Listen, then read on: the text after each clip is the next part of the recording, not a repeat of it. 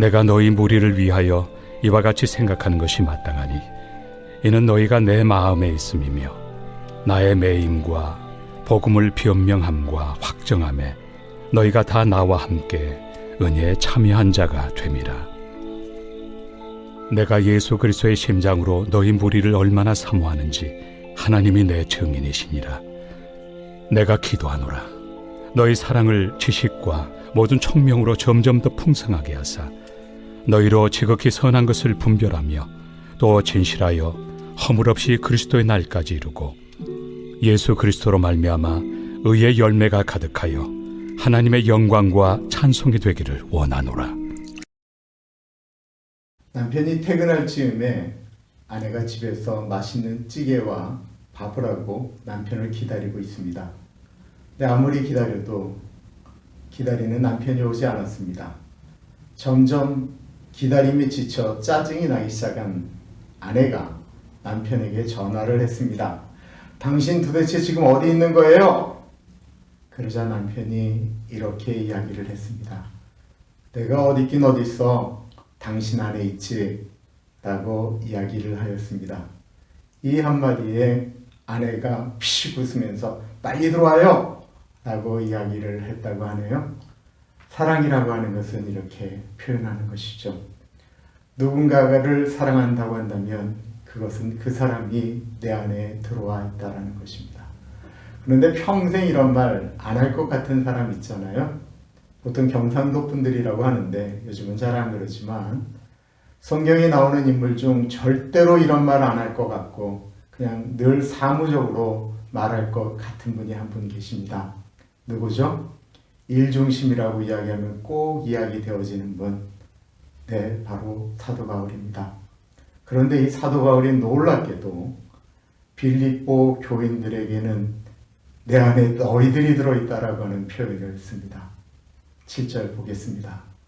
내가 너희를 위하여 이와 같이 생각하는 것이 마땅하니 이는 너희가 내 마음에 있음이요 나의 매음과 복음을 변명함과 확정함에 너희가 다 나와 함께 은혜에 참여한 자가 됨이라 라고 이야기하고 있습니다. 사도 바울이 지금 나의 매임이라고 이야기하고 있습니다. 이 매임이라는 단어를 썼다라고 하는 것은 사도 바울이 지금 감옥에 있다라고 하는 것을 의미하는 것이고요. 그리고 복음을 위하여 변명함과 확정함이 되었다라고 하는 이야기들. 여기서 매임, 변명, 확정이라는 말은 모두 법률 용어예요, 사실은. 즉, 이 말은 다시 말하면 사도 바울이 로마 법정에서 본인이 해야 될 이야기들, 복음에 대해서 이야기를 하였고 그 일에 대해서 자신이 해야 될 모든 일들을 다 했음을 의미하는 것입니다. 그러므로 이제 사도 바울에게는 기다림만 남았습니다. 자유의 몸이 되든지 아니면 사형을 언도받는 것이었습니다. 이 기간이 참 오래되었습니다.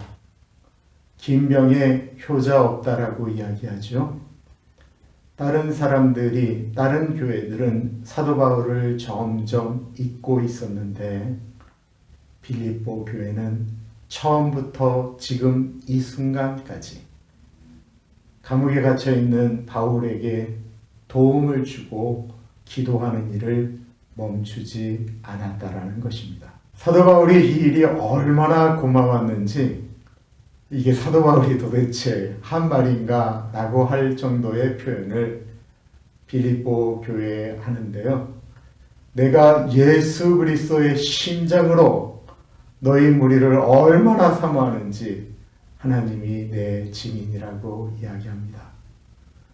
우리가 아는 위대한 사도 바울, 우리가 보기에 위대한 사도 바울이지 당시 초대교회 분들에게는 점점점 잊혀져가는 존재에 불과하였습니다. 그런 사도 바울을 기억하는 빌립보 교인들에게 예수 그리스도의 심장으로, 이 심장은 우리 사람에게 가장 중요한 봇 아니겠어요? 그런데 이것은 그냥 은유적인 표현이에요. 심장이라고 하는 것은 마음이라고 하는 것입니다. 사도 바울의 마음이, 그 마음이 예수 그리스도의 마음을 가지고 빌립보 교인들을 얼마나 사모하는지 하나님께서 증인이다라고 말씀하고 있는 것이었습니다. 사람들은 사랑하면 그것을 어떻게든지 표현하고 싶어 하죠. 연애 편지를 쓴다든지 자기의 마음을 어떻게든지 전달하려고 애쓰고 노력합니다.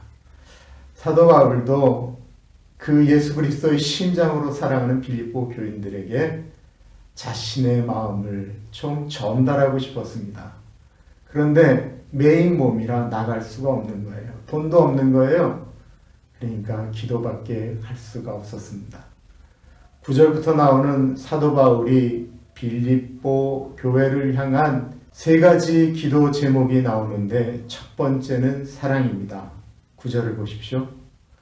내가 기도하노라 너희 사랑을 지식과 총명으로 더욱더 풍성하게 하사 라고 표현하고 있는데요. 빌립보 교인들의 사랑이 풍성하기를 원했지만 지식과 모든 총명으로 그 사랑이 완성되어지기를 원했습니다. 총명이라고 하는 것은 지혜라고 보시면 됩니다. 세상에는 어리석은 사랑이 있습니다. 해서는 안 될 사랑이 있습니다. 그런 사랑을 하면 망하게 되죠. 춤추다 만난 남자가 돈이 목적이니까 여자한테 나 너 사랑한다라고 계속 얘기하는 그 사랑을 사실로 여기는 것은 총명하지 못한 것입니다. 어리석은 거예요. 사랑은 선한 것과 악한 것을 구별할 줄 아는 것입니다. 그리고 사도 바울이 이 사랑에 대해서 이야기했던 이유는 빌립보 교회 안에 갈등이 있었거든요. 이 이야기는 나중에 하도록 하겠습니다. 두 번째 기도는 지극히 너희가 선한 일을 분별하며 또 진실하여 허물 없이 그리스도의 날까지 이루고라고 10절에 이야기하고 있습니다. 선하다라고 하는 것은 무조건 다른 사람들을 도와주고 그들에게 하나님의 마음으로 나아가는 것을 의미하는 것은 아닙니다. 우리가 이것을 꼭 분별할 줄 알아야 되는데요. 악한 사람이 도와달라고 하는 일에 내가 선한 의도로 도와주는 것은 나는 선한 의도였지만 그 악한 일을 도와주는 일이 되어집니다. 그래서 분별하라라고 이야기하는 거예요. 옳은 것, 옳지 않은 것을 분별하며 선하게 행동하는 것. 그래서 예수님께서 말씀하실 때 너희는 뱀처럼 지혜로라고 말씀하셨습니다. 세 번째는 의의 열매입니다. 11절에 보면 예수 그리스도로 말미암아 의의 열매가 가득하여 하나님의 영광과 찬송이 되기를 원한다라고 이야기하고 있습니다. 의의 열매라고 하는 것은 우리가 의롭게 행동함으로 맺히는 열매를 의미하는 것이 아닙니다. 이 의의 열매는 예수 그리스도께서 내 안에 계실 때 자연스럽게 맺혀지는 거예요. 그래서 우리가 의롭게 행동해야 되겠다. 착하게 행동해야 되겠다. 이러실 필요 없어요. 그건 불가능한 거예요. 가장 좋은 것은 우리가 주님 안에 거하는 것입니다. 요한복음 15장 5절에 예수님께서 이렇게 말씀하시죠. 나는 포도나무야 너희는 가지라. 그가 내 안에 내가 그 안에 거하면 사람이 열매를 많이 맺나니 나를 떠나서는 너희가 아무것도 할 수 없다라고 표현하고 있습니다. 오늘 우리에게 주시는 말씀은 무엇일까요? 사도 바울을 위해서 기도하는 사람들의 그 기도가 중단되었습니다. 혹시 우리도 처음에는 참 좋은 마음으로 기도하다가 중단되어진 분들이 없으신가요? 예전에 섬겼던 목사님, 혹은 교회, 혹은 선교사님, 혹은 사랑하는 지인들, 그분들을 위한 기도가 멈추어졌다고 한다면 다시 기도를 시작해보지 않으시겠어요? 두 번째 우리가 생각해 봐야 될 것은 예수님 안에 우리가 거할 때 우리는 의의 열매를 자연스럽게 맺게 된다는 것입니다. 우리는 예수님을 떠나서는 아무것도 할 수 없는 존재이기 때문에 그렇습니다. 그래서 오늘 기도해야 됩니다. 주님, 주님 안에 거하기를 기도합니다. 주님의 십자가 붙들고 나아가기를 기도합니다. 이렇게 기도하며 나아가겠습니다.